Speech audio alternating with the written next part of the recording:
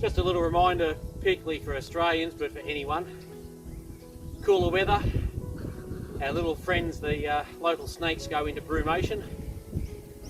Where they brumate is somewhere nice and secure, nice and tight, gets a little bit of warmth on it like a sheet of tin. It's a perfect place.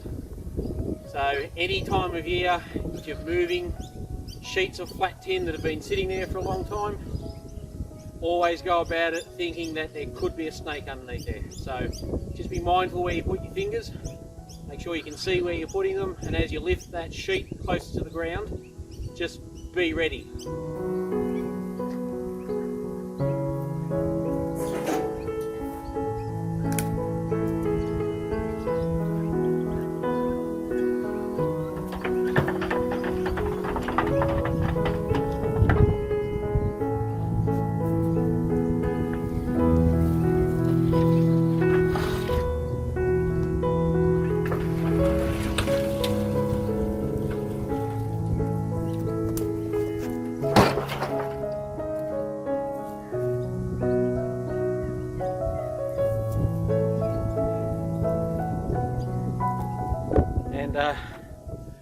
It's not always snakes that you find brumating under there. When I say snakes, I do also mean reptiles in general. So might not have found a snake, but I've found a gorgeous little eastern blue tongue skink, and he's really quite cold. I've sort of woken him up from his brumation there.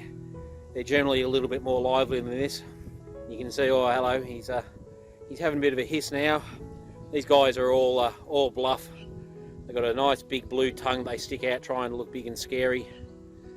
And, beautiful coloration on these lizards. These are a very common lizard in Australian backyards all around the country.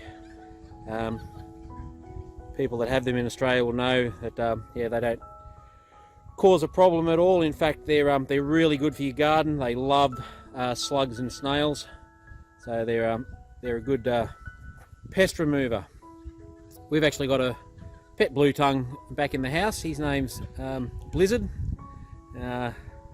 He's approaching coming up to 2 feet long now with his age, but these guys are just sensational. Sorry I ruined you. Yes, I know, you're sticking your tongue out of me. I'm sorry I ruined your sleep. I've got to find another spot to put him under now, because yeah, he wants some, as I said, they really like those sheets of tin. I've got a sneaking suspicion this is one that I relocated a few weeks ago from the side of the house where I uncovered him. So we better find somewhere for you to go spend the rest of winter, eh? Okay, just in amongst all the tin and stuff here as well, we've just uncovered another native animal. Pretty sure this is a Pobble Bonker, named because of the sound they make when they're sitting in water. During the drier months they find a nice, moist, secluded spot. He was actually underneath a sheet of corrugated iron. Yeah, he's just, unfortunately we've woken him up as we're moving things, so we'll have to find a nice moist spot for him. Beautiful little frogs, love having them around. So I've just propped up that little bit of corrugated iron there just to give him a bit of space and put him under there. So it's very similar habitat. He's got some nice gaps in there that he'll be able to find a spot, and plenty of compost and things under there, so he'll curl up and spend the next couple of months under there quite happily. They basically don't need to eat while the reason why they brumate is to slow their metabolism down, and they don't need to eat, so they get through the winter.